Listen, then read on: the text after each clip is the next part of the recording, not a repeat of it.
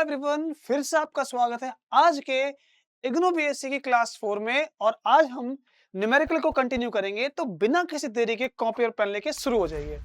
हम सबसे पहले जो न्यूमेरिकल करेंगे आज वो आपके सामने है, क्योंकि हमने कल 7 या 8 तक हमने कर लिया था। और टू बी श्योर हमने कल 7 तक किया था। 8th वाला न्यूमेरिकल वो हमें नहीं करना है, हमें 9th से करना है। अब 9th क्वेश्चन क्या कहता है, जरा इसको समझिए। 9th ने बोला कि डिटरमाइन करो, पता लगाओ, किस चीज का पता लगाएं। तो हमने ये देखा कि सर इसमें पता लगाना है a dot B plus C vector के बारे में। लगा लेंगे पता। आगे की इंफॉर्मेशन क्या है, हमें दिया हुआ है कि गिवन दैट, है ना। अब पहले तो गिवन वाला डाटा लिख लो। मैं अभी इसको हटा देता हूं। एग्जाम में जैसे लिखना है वैसे ही मैं आपको बता रहा हूं, ठीक है ना। गिवन डाटा, और वो हमारे पास है कि a इक्वल्स टू है 2 यूनिट्स। देखिए साथियों, यूनिट्स क्यों यूज करते हैं? हमारा यूनिट्स यूज करने का एक ही पर्पज है कि हमें joule, newton, metre, centimetre, kilogram नहीं दिया होता, इसलिए हम यूनिट्स यूज करते हैं। फिर से ए कितने? 2 यूनिट्स,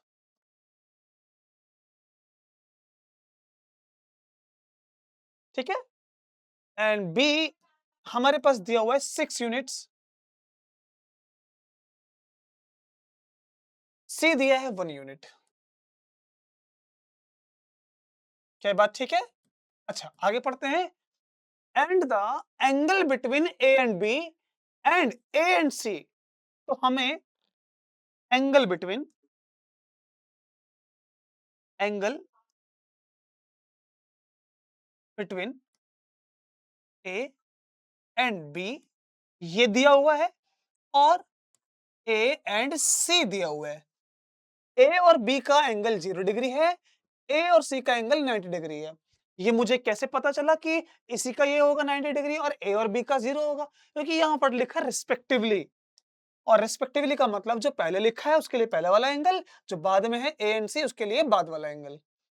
ए एंड बी का एंगल है 0 डिग्री, ए और सी का दिया हुआ है हमें 90 डिग्री का एंगल। ये बात ठीक है?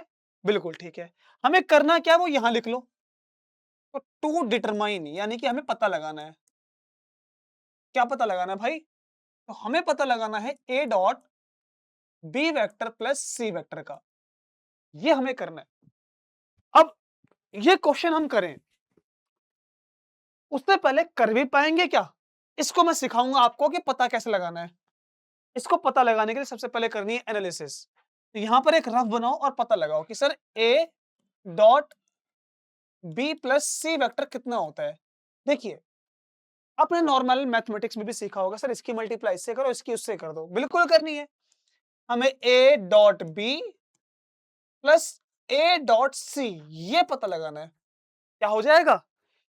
ए डॉट बी होता है ए बी कॉस थीटा। क्या होता है?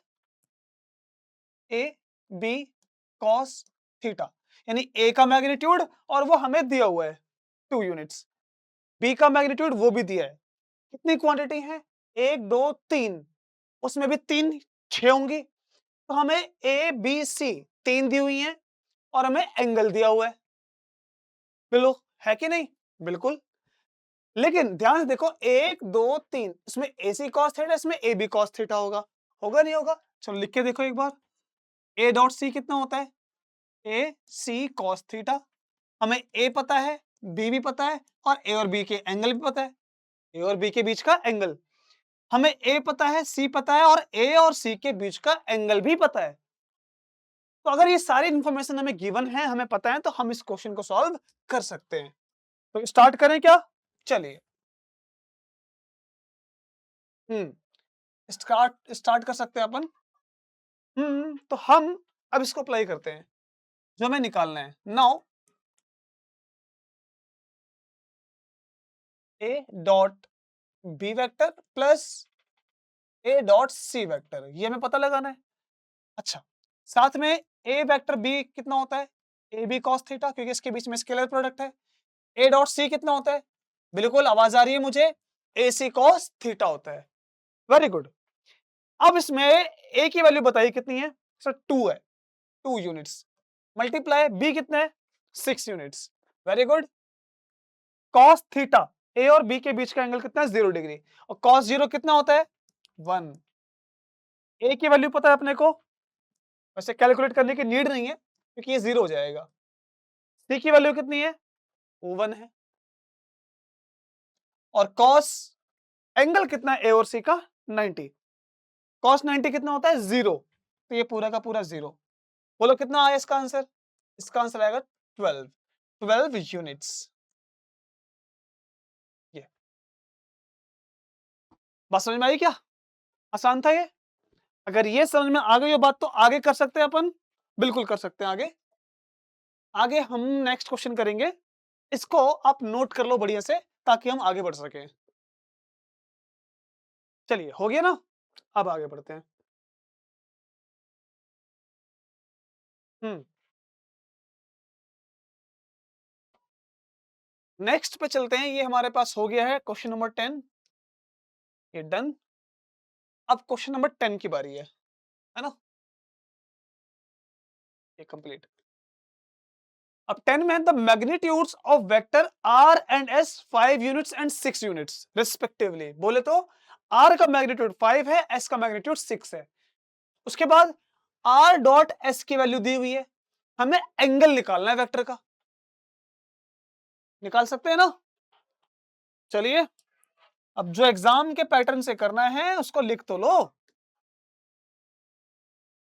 हमें क्या दिया हुआ है भाई, हमें दिया है द मैग्नीट्यूड्स, तो आर का मैग्नीट्यूड दिया हुआ है वो है 5 यूनिट्स, एस का मैग्नीट्यूड दिया है, मैं वेक्टर लगा के मॉड भी लगा सकता हूं, एक ही बात है, वो है 6 यूनिट्स। सही है ना। और आर डॉट एस भी दिया हुआ है भाई, इनका डॉट प्रोडक्ट भी दिया हुआ है 15। और निकालना जो है वो यहां पर लिख लीजिए, टू कैलकुलेट। आप अपने छोटे भाई बहनों को भी सिखा सकते हैं, भाई देखो न्यूमेरिकल अगर करने हो तो ऐसे नहीं कि डायरेक्ट कॉपी लो और पेन लेके लिख दो, एकदम घिसना स्टार्ट कर दो, बिल्कुल नहीं करना। न्यूमेरिकल करने के लिए गिवन डाटा के बाद सबसे पहले करो एनालिसिस, नहीं तो एग्जाम में गुड़ गोबर हो जाएगा। चलो करो, हमें जो निकालना है टू कैलकुलेट, क्या निकालना है बोलो बोलो। हमें निकालना है angle between R and S, angle between R and S vector, इन दोनों का एंगल निकालना है।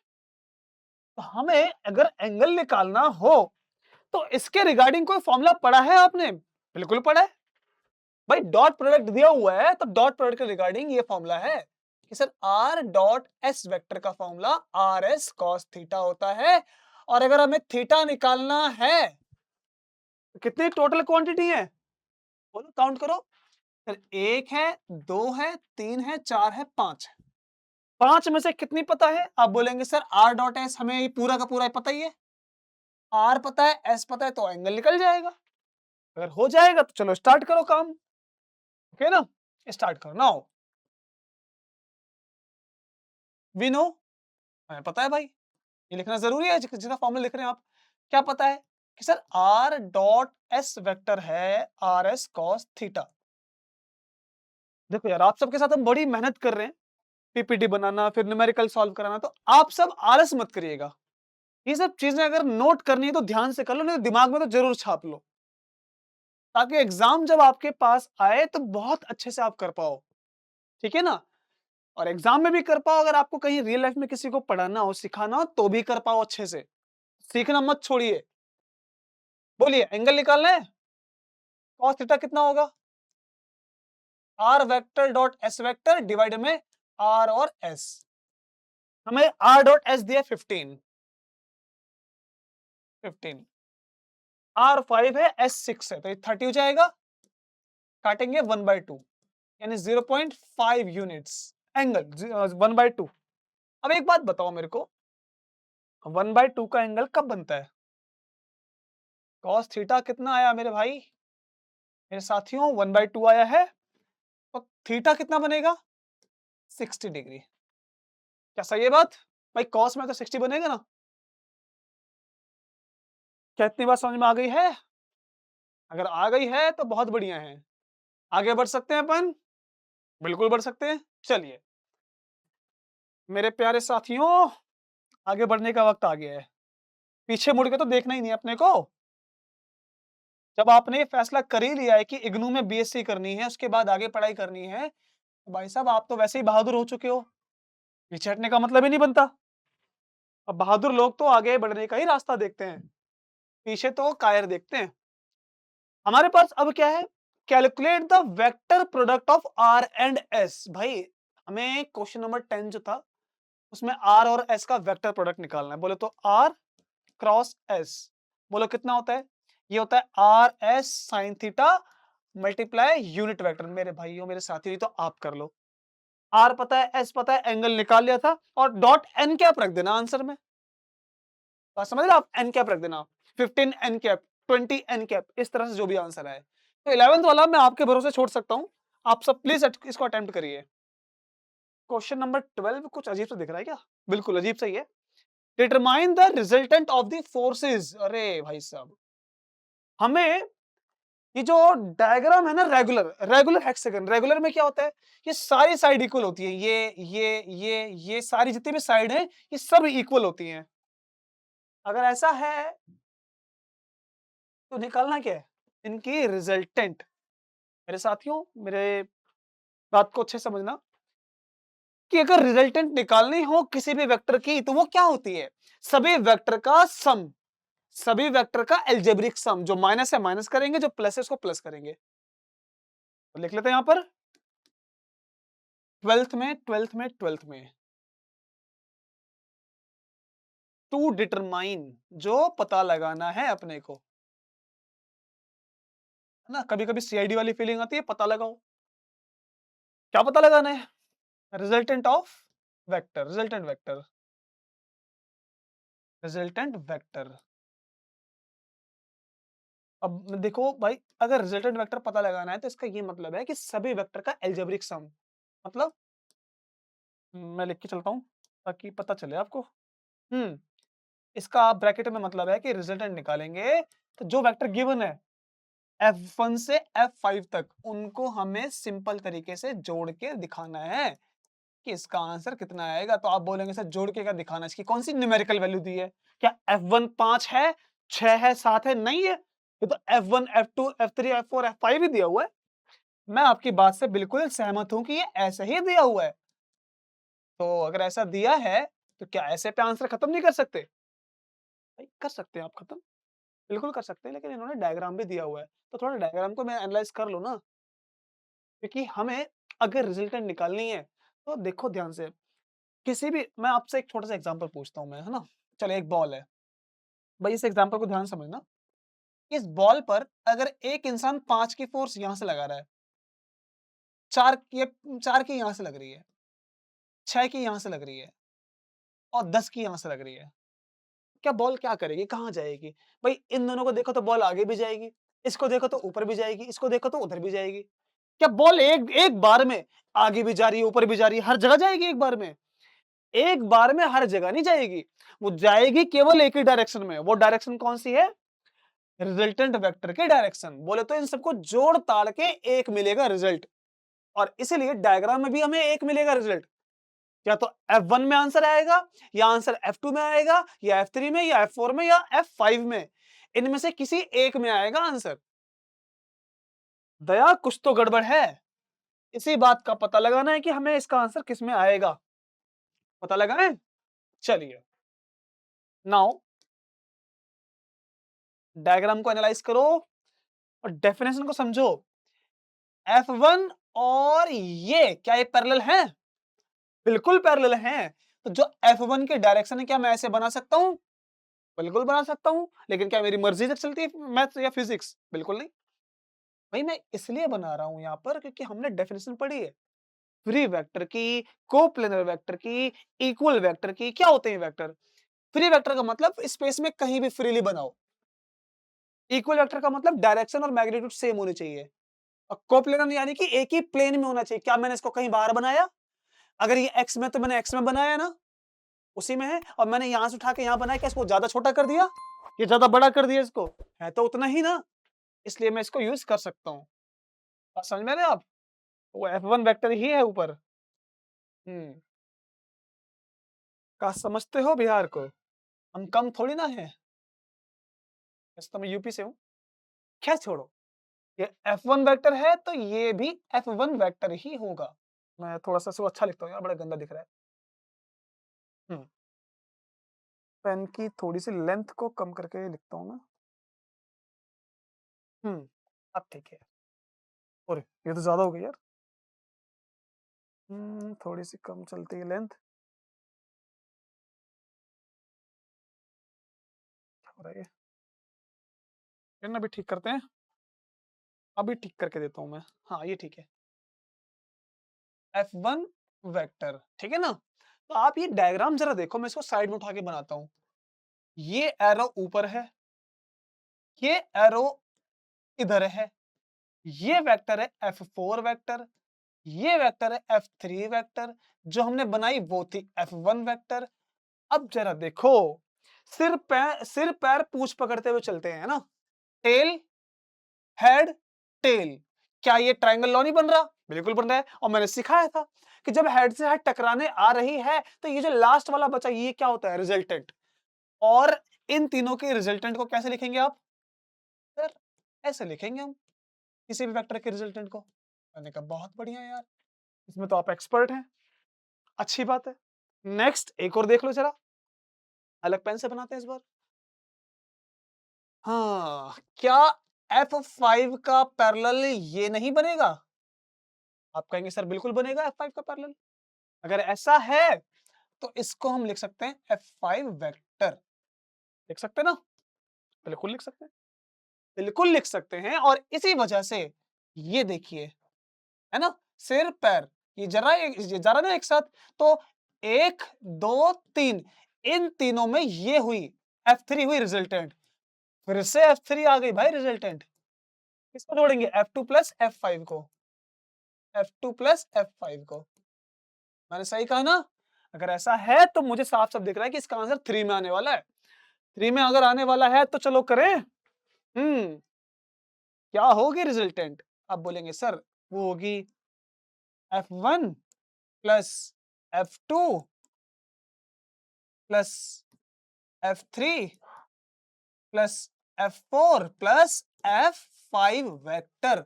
जोड़े निकाल लो कि F2 और F5, बोलो बोलो बोलो, F2 और F5 अलग नहीं है। बिल्कुल सर, इनका तो हमने अभी निकाला था आंसर। क्या था इनका आंसर? F3। तो मैं जरा F3 को इसमें लिख दूं। हाँ, अब एक और जोड़ा निकाल लो, देखो जरा। F1 और F4, ये F1 और F4 है कि नहीं है? हाँ, इसका भी आंसर F3 था। और एक 3 तो कमबख्त पहले से बैठा हुआ है, वो ये रहा F3। कितना हो जाएगा? हाँ, बोलो बोलो बोलो, आया नहीं आया एक में आंसर? बिल्कुल आया, 3F3 जो हम आपसे बात कर रहे थे। तो ये है रिजल्टेंट। नोट कर लो बढ़िया से। कोई डाउट हो तो बताओ, नहीं है तो फिर आगे बढ़ेंगे अपन। चलो बढ़ते हैं आगे। Question number 13। The magnitude of a vector is 5 units and it is directed toward east. अच्छा, यानी कि वेक्टर है A, वो ईस्ट की तरफ है। Vector B has magnitude 4, directed 45 degree west of north. Figure 1.3। Okay okay okay. हमारे पास figure 1.3 to 3 में जो दिया हुआ डायग्राम इसी के अकॉर्डिंग करना है, लेकिन निकालना क्या है? ये निकालना है A प्लस बी। तो 13th निकालें। चलिए, the magnitude of A vector बोले तो ए वेक्टर का मॉड 5 यूनिट दिया हुआ है। बिल्कुल। और ईस्ट की तरफ है ना? Toward east. डायग्राम भी दिया हुआ है लेकिन चलो लिख लेते हैं। थोड़ा सा कष्ट कर लेंगे आप सबके लिए। हमारे पास बी वेक्टर का मैग्नीट्यूड दिया हुआ है भाई। मेरे साथी वो कितने हैं? 4 यूनिट्स हैं। बिल्कुल है कि नहीं है? और इसकी दे रखी direction 45 degree west of north. West of north. क्या निकालना है? Magnitude and direction. अरे भाई साहब, टू फाइंड, है ना? दो चीज। पहला पहला पहला पहला पहला पहला नहीं, कुछ नहीं। पहला क्वेश्चन, मैग्नीट्यूड, सेकंड डायरेक्शन किसकी? Magnitude and direction of A vector plus B vector and A minus B. अरे दोनों का निकाल रहा भाई, कर सकते हैं क्या? बिल्कुल कर सकते हैं, कर तो सकते हैं सर। अगर मैग्नीट्यूड निकालोगे तो कैसे निकलता है? आप बोलेंगे कि मैग्नीट्यूड निकालने का तरीका तो है ए प्लस बी वेक्टर, और उसको निकालेंगे हम ऐसे, A square plus B square plus 2ab cos theta. क्या पढ़ा है आपने? जी हाँ। हमें ए पता है, बी पता है, cos थीटा थीटा नहीं पता, पता लगा लेंगे, डायग्राम में 45 डिग्री दिया हुआ है, जूते पड़ेंगे इसमें 45 डिग्री बोला है। दो वेक्टर के बीच का एंगल, इसकी शकल यहां पर है और ये इधर जा रहा है, तो ये बनेगा एंगल, ये कितना होगा? ये पता लगा सकते हो कितना होगा? 180 में से माइनस कर लो, है कि नहीं? तो 180 में से जब माइनस करेंगे तो कितना आएगा? 135 डिग्री। cos 135 की वैल्यू नहीं पता, कोई बात नहीं, 90 प्लस 45 में तोड़ लो, अभी कर लेंगे क्वेश्चन का आंसर। हाँ तो करो सॉल्व। बोलिए ए कितना? ए हमारे पास 5 है, ये 4 है, तो 25 प्लस 4 का स्क्वायर 16 प्लस 2ab, ए है 5 बी है 4, एंगल कितना? 135। cos 135 की वैल्यू नहीं पता तो निकाल लो साइड में अलग से, 135 को 90 प्लस 45 करके लिख लो। cos a plus cos b का फॉर्मूला लगा लो, बोलो cos a cos b का क्या फॉर्मूला है? आप बोलेंगे सर cos cos होता है, cos a कहने का मतलब cos 90 cos b यानी 45 माइनस sin a और sin b, ये तो जीरो हो जाएगा, cos 90 जीरो होता है, sin 90 1 होता है और sin 45 1/√2। क्या निकल के आ गई वैल्यू? -1/√2। बिल्कुल आ गई, जरा वैल्यू रख दो वहां पर, कितनी आएगी? -1/√2, ये आएगी वैल्यू। सॉल्व करो, कितनी आएगी? हम्म ये हो जाएगी √41 और -40/√2। सॉल्व करें कितना आएगा? रैशनलाइज कर लेंगे अगर इसको हम, √2 यहां मल्टीप्लाई, √2 यहां, ये हो जाएगा 2, 2 से काटेंगे 20, √41 41 माइनस में 20√2 यूनिट्स, इसका हमें आंसर निकालना पड़ेगा। सॉल्व करके कितना आएगा? कोई करेंगे तो बताओ, नहीं तो फिर वैल्यू निकालना मैं रूट से सिखा दूंगा कैसे निकालते हैं। अभी हम इसको पहले कर लेते हैं सॉल्व, इतना देख लो फिर हम आगे करते हैं, ठीक है ना? हम्म देखो भाई, सॉल्व कर लेते हैं, बोलिए √2 की वैल्यू कितनी होती है?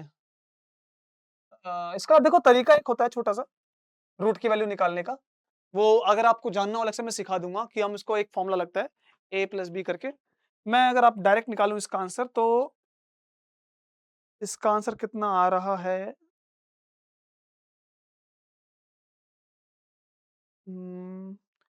3.589 यूनिट, यानी कि 3.6 यूनिट्स के आसपास, अप्रोक्स 3.6 यूनिट्स। क्या ये आ गया? बिल्कुल आ गया। ए माइनस बी कर सकते हैं आप? बिल्कुल कर सकते हैं sir, A square plus B square minus, और माइनस वेक्टर है भाई, माइनस होगा तो ये जो वेक्टर है ये इधर आ जाएगा, आ जाएगा। तो एंगल जो 45 था, मैं दोबारा बना देता हूं, जो एंगल 45 था वो इधर से इधर आ जाएगा, वर्टिकली अपोजिट। ये प्लस 45 है तो ये माइनस 45 होगा, होगा नहीं होगा?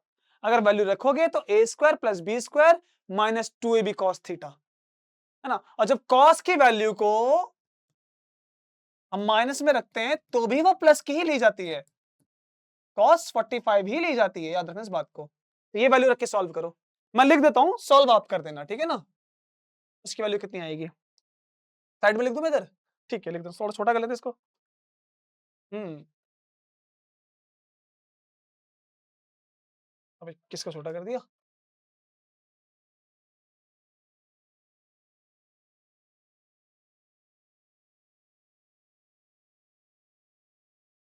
ठीक है, इसी की तरह अपन सॉल्व करेंगे, ठीक है उसको? हाँ, तो ए वेक्टर माइनस बी वेक्टर का अगर मैग्नीट्यूड फाइंड करें तो ये आ जाएगा रूट रूट रूट रूट उसके आगे थोड़ा छोटा-छोटा लिखता हूँ मैं, root A square plus B square minus 2ab cos theta. Cos 45 रख लो डायरेक्ट, आपको पता ही कि एंगल तो वही आएगा, है ना? कॉस माइनस 45 और प्लस 45 की सेम वैल्यू है। क्या इसको हम आगे ये नहीं लिख सकते?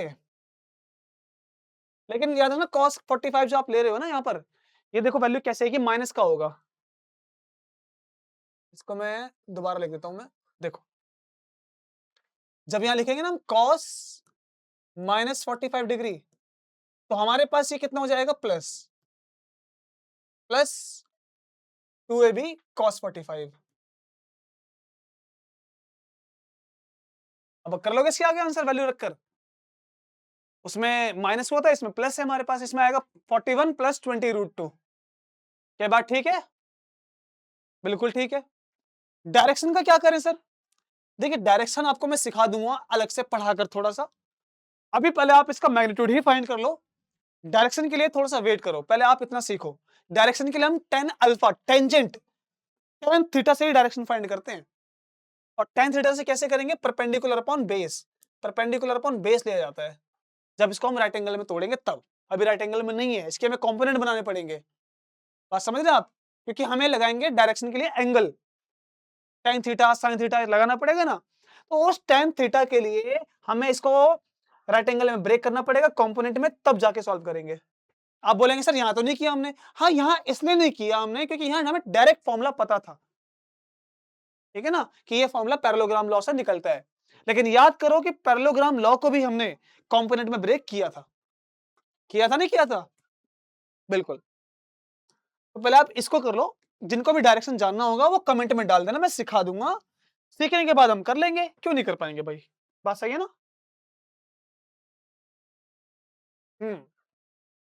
Next question. अब एक क्वेश्चन मैं आपके लिए छोड़ दूंगा, क्वेश्चन नंबर 15, ये आप करके बताओ। डिफिकल्टी आएगी मुझे बता देना, मैं करा दूंगा सॉल्व। क्वेश्चन नंबर 14 में क्या है? थोड़ा फिजिक्स का कॉन्सेप्ट भी है। अ box is being pulled bye a rope that makes, अब ये बॉक्स है, एक डायग्राम बना लो, ठीक है ना? डायग्राम बनाना चाहिए हमेशा, अगर जिसमें बन सकता है तो। ये जमीन पर है किसी, ठीक है ना? अ box is being pulled bye a rope makes angle of 45 degree with the ground. तो ये एक रस्सी से खींचा, ये ग्राउंड थे, मतलब ये ग्राउंड के पैरेलल मैंने बना लिया। देखो भाई, ये ग्राउंड है ओरिजिनली, और ठीक है ना, और ग्राउंड से 45 डिग्री का एंगल बन रहा है। तो ये जो ग्राउंड है इसके पैरेलल लाइन मैंने यहां बना ली, बना सकते हैं, ठीक है ना? आप भी याद रखिएगा, बना सकते हैं अपन। तो यहां से कितना एंगल बन रहा है? 45 डिग्री। क्यों बना सकते हैं? देखो बताता हूं मैं। क्या ये एंगल थीटा होगा तो ये एंगल कितना होगा? ये भी थीटा होगा, दोनों एंगल सेम ही होगा। अगर मैं यहां से 45 बनाता एकदम जमीन से लेकर, तो वही तो बात यहां पर भी पड़ेगी ना, क्योंकि पैरेलल लाइन से। ये बेसिक मैथमेटिक्स है, ठीक है ना? हाँ, उसके बाद क्या है? The force on the box along the rope, यानी कि जो फोर्स यहां लग रही है वह है 105 न्यूटन। डायग्राम दिया था यार, सर लेना भूल जाऊंगा मैं। Determine the horizontal and vertical component of the force, यानी कि जो फोर्स यहां पर एक्ट करेगी, कितनी होनी चाहिए? ये ओ इतनी छोटी होनी चाहिए थोड़ी सी, हाँ यहां से इतनी, और ये वाली इतनी होनी चाहिए थी, ठीक है ना, ग्राउंड की जितनी, ये ग्राउंड मान लो। हम्म तो हमें दोनों पता लगाना है component. What is the work done भी निकालना है by the box, by the force in the moving box 10 metre along the ground, निकाल लेंगे। तो हमें जो निकालना है पहले वो भी लिख लो ना।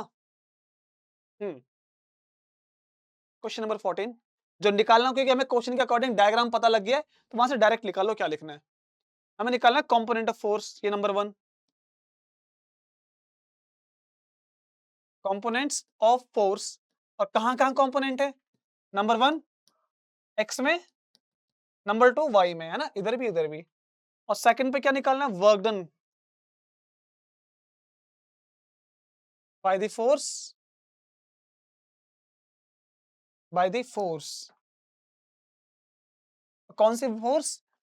जो बॉक्स को ग्राउंड के अलोंग ले जा रही है ना, by the force 10 metre along the ground. तो ये काम अपने को करना है, हो जाएगा भाई। वेक्टर जिसने किया होगा ना, अगर अच्छे से पढ़ा होगा, जब मैंने समझाया था, तो ये कर चुका होगा कोई ना कोई अभी, लेकिन फिर भी मैं सिखा देता हूँ कैसे करना है।